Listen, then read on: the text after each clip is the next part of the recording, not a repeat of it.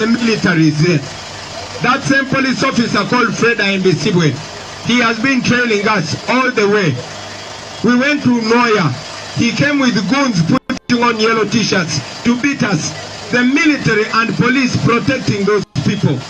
Shame on them. We did not answer back because we are respectful to all Ugandans. Now we are here. You, the police, you're supposed to protect citizens, not to block them from a democratic exercise. I am a presidential candidate. I'm supposed to go and talk to the people. In Elegu, the people are there waiting for me. The candidates are there waiting for me. But the police has blocked the road, not giving any reason whatsoever, saying I'm not supposed to campaign there. Is Elegu not part of Uganda? Are the people in Elegu not Ugandans? Why do you stop me from campaigning there? What are you scared of? Your duty is to provide security, not to play politics, not to get involved in politics. I'm not competing against you, Uganda police. You're supposed to serve all citizens of Uganda equally. We are not committing any crime. Instead, you are the ones committing crimes. And yet you're supposed to be officers of the law. Look at how many of you. That one man called Fred Imbisibwe is because he's the only one protecting against you. You have nothing to protect you police officers. Think about where you sleep, all of you. Think about how your household. Think about the conditions of the police office or of the police station. Think about your wife. Think about your children. We are fighting for a better Uganda, where even a police officer will be proud to do their work. But tell me, your children are going to see you on the news in the evening. Are they going to be proud of their mother? Are they going to be proud of their father? That you did something right to block a legally nominated presidential candidate from campaigning in a part of Uganda where the Electoral Commission knows he's supposed to be campaigning? Why are you doing that? Why are you being used? These people that are using you, they are very few. We are not committing any crime. I see you preparing to unleash violence on us, but we shall not answer back to you with violence. And I encourage all of you, don't hate these police officers. They are not your enemies. I tell you, we were taught there are no bad police officers. There are no bad soldiers. There are only bad commanders. There are no only bad commanders. These people are innocent. Look at their faces. They are not proud of what they are doing because they know it is wrong. They know it is wrong. In a new Uganda, the police should be respected. No police officer will be asked to do something that they don't believe in. When you are passing out in a police training school, you swore to protect citizens of Uganda and their property. You swore to be officers of the law. You swore to respect the Constitution, doing to the Constitution. Look what you're doing to the citizens of Uganda. You're making yourselves enemies of the people of Uganda, which is wrong. Because you're protecting one man, one old man, with this small group of people. That is wrong that you are doing. And some of us will not go down to that. And you know that the people of Uganda are watching you. Dear police officers, for us we are not your enemies. We know what you're going through. We know you have tears inside your heart.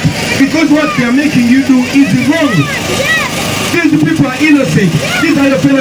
You police officers, you have no difference from the teachers. You are not different from the nurses or the doctors. No, you are not. You are not different from the musicians and the farmers. You are just citizens of Uganda, civil servants of Uganda, who are supposed to uphold the law. But look what they're making you do. Imagine how much money is being spent here to block a presidential candidate from campaigning, and how much that would change the healthcare system. Imagine if you people are deployed where there's danger. But even where there's an accident, you can't find police officers. Look at the manpower. Imagine how much fuel is being spent here. Because you want to unleash violence to the people of Uganda who have not done anything to you. Imagine how fuel is being spent here. Because you want to unleash violence to the people of Uganda who have not done anything to you. You should be ashamed of yourselves. But I promise you, police officers, one day you're going to be proud of your job. One day you will serve the nation with dignity. You will be proud of that uniform. That uniform has a national flag.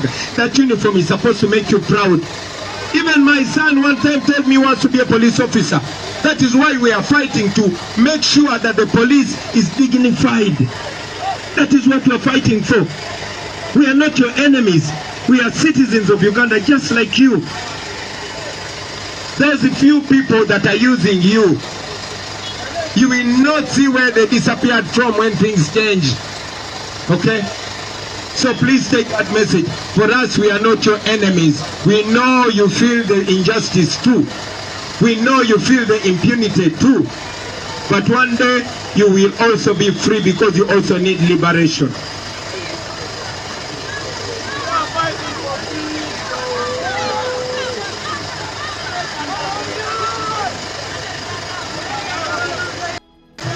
Look at the impunity.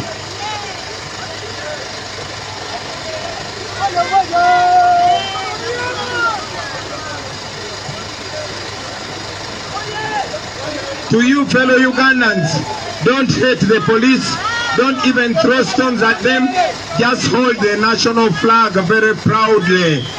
Hold your national flag. Oh Uganda, may God uphold thee, we lay up. I don't hear you. United people, party together will always.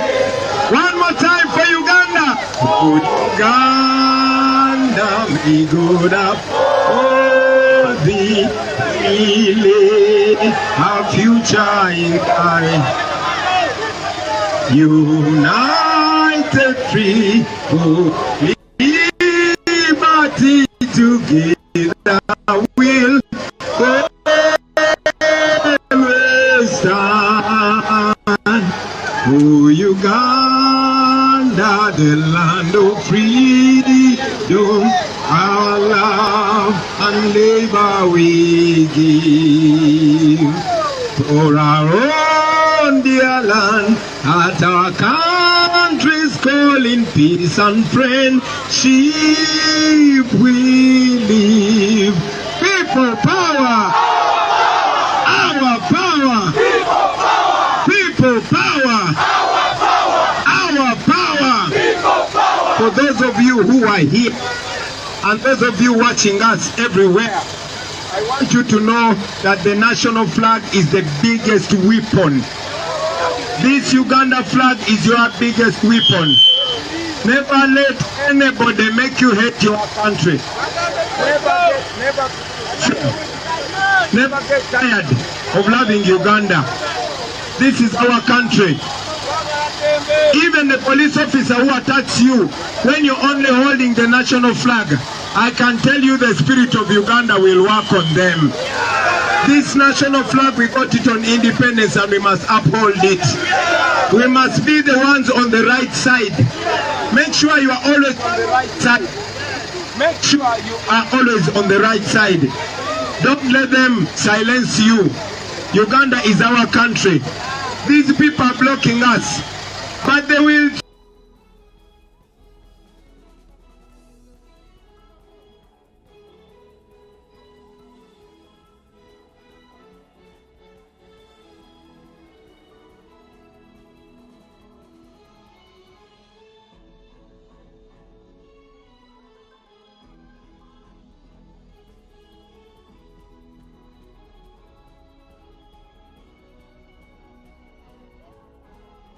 To discuss on my behalf, my brother.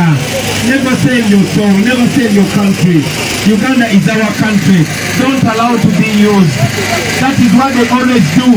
If they even come to the ghetto and they pick our fellow poor people and they use them against us, they say, Bobi, when you're lying for us, we don't want change. Because they are hungry. Now they're using you because you're hungry. But I'm telling you, Uganda will be free. Let us stick to the truth. Let us stick to justice. Don't be used against your own people. Don't be used against the country. That is what I tell you. And I ask all of you, send this message to all those people they stop us from reaching. We can only tell you because these words are powerful. These words can change things if you take it in your heart and you own the country. For these young people here, it has been 40 years. It has been 40 years of such behavior. It has been 40 years of injustice. It has been 40 years of crime, and we can change this. I know I'm talking from here, but many people are listening to me. This will end, and it will end if we decide to be better human beings. We cannot compete with them with the violence. We cannot compete with them with the same bad manners. We cannot compete with them by breaking the law. No, let us be the true citizens of Uganda. Let us respect the law by holding our national flag. Let us do what is right. You see, they are all ashamed of themselves. They have guns, but they are frozen. They are frozen because they know they are wrong. They are frozen. They don't know what to say because they don't have anything to say. Look at Feda Indisiwe, he's hiding his face because he knows he's wrong. Indisiwe, you are wrong. You are only colonialists. You are colonizing people here, making them do what they don't believe in. These officers don't believe in this injustice. No, they don't. The soldiers, they don't believe in this injustice. No, they don't. They want to be at good terms with Ugandans. Police is supposed to be friends with the citizens, not enemies. And for us as the citizens of Uganda, we will be your friends because we know you don't hate us. We know that you love your country, but we know you're also under capture. So I tell you, my brothers and sisters, don't give up. Don't give up. I want to hear what the Akagaba is going to say in the evening. I want to hear what the police spokesperson is going to say in the evening. That Elegu is not part of Uganda, that Chagulanyi is not supposed to campaign there. I want to hear what Simon Byabakama is going to say in the evening, the chairperson of the Electoral Commission. I know they are one group. I know they all work from 70. Byabakama works from 70 and is the chairperson of the Electoral Commission. He cannot say anything about this nonsense. He cannot say anything. Byakagaba cannot say anything.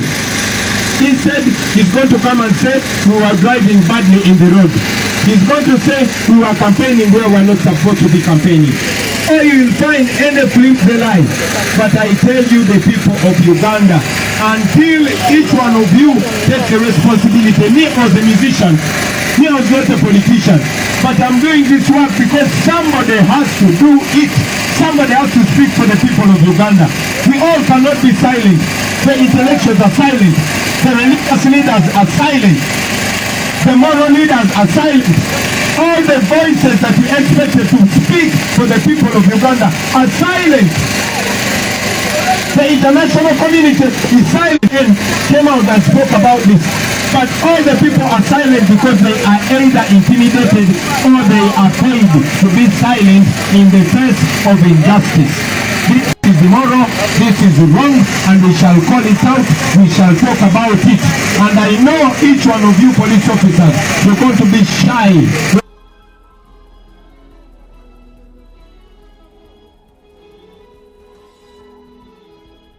When you talk child, because your children are on social media, your children are on TikTok, they are watching what they're using you to do to innocent people.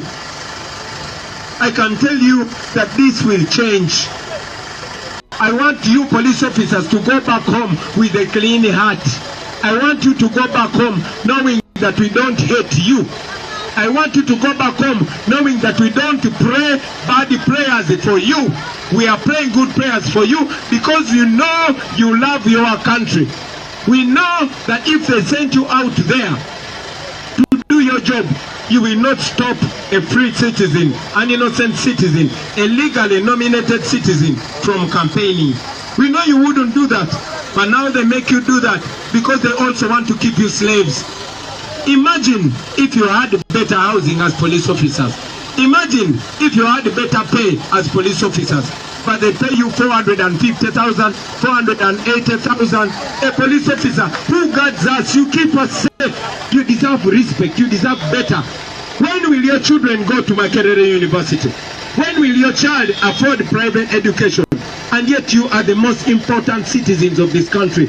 You, the security personnel, you, the doctors, you, the teachers, you are supposed to be the first citizens in this country.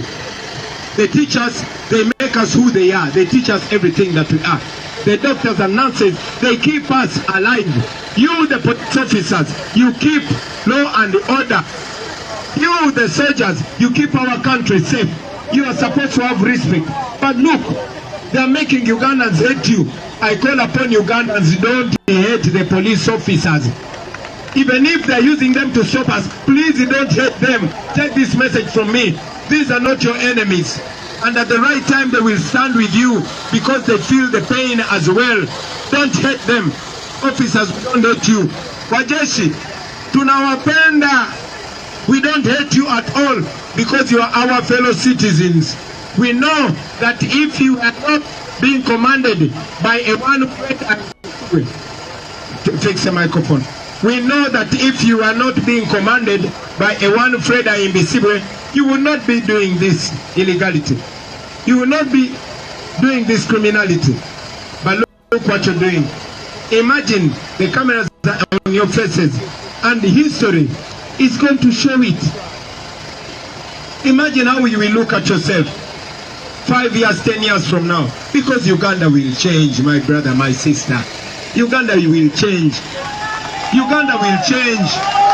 Uganda will change. I can say that to you. Uganda will change. And the good thing is that when Uganda changes, you will all benefit. I know you get my message. And I know you agree with me. But you have no right to speak or to act on your own accord or to follow the law because we are being ruled by criminals. We are here.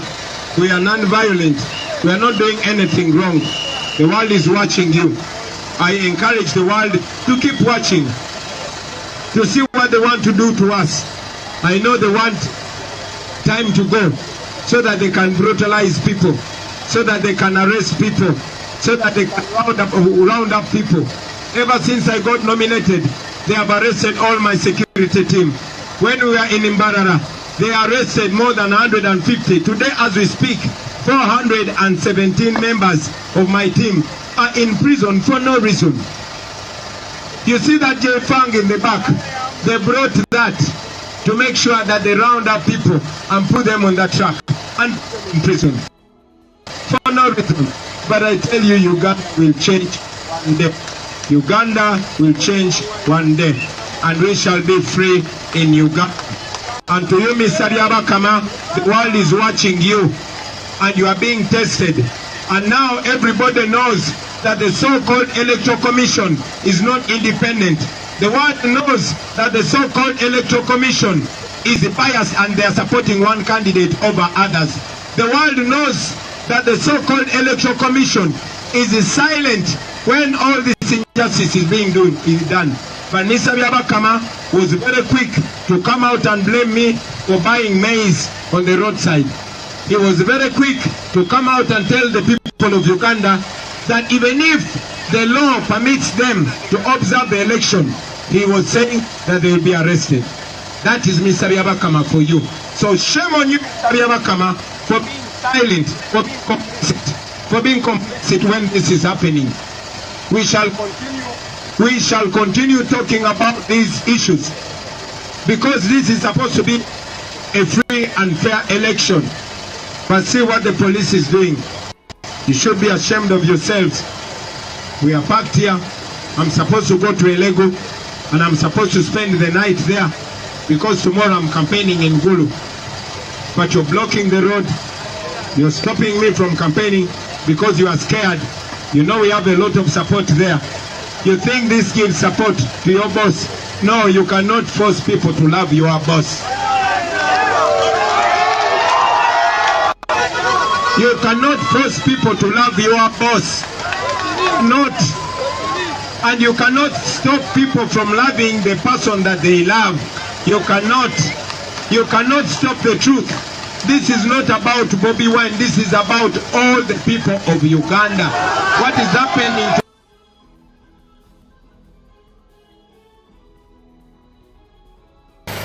and I ask you, don't break any law. You have not broken any law. You have not insulted them. You have not thrown any stones at them. I want you to maintain that. That is our strength.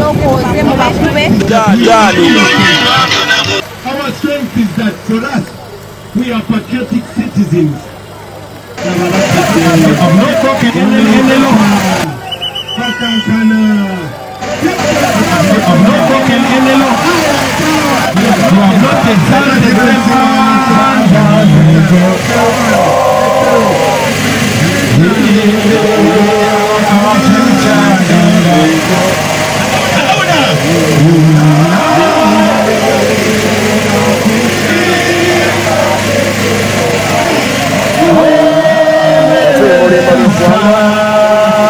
yes, we are proud Ugandans. And we know you feel it too.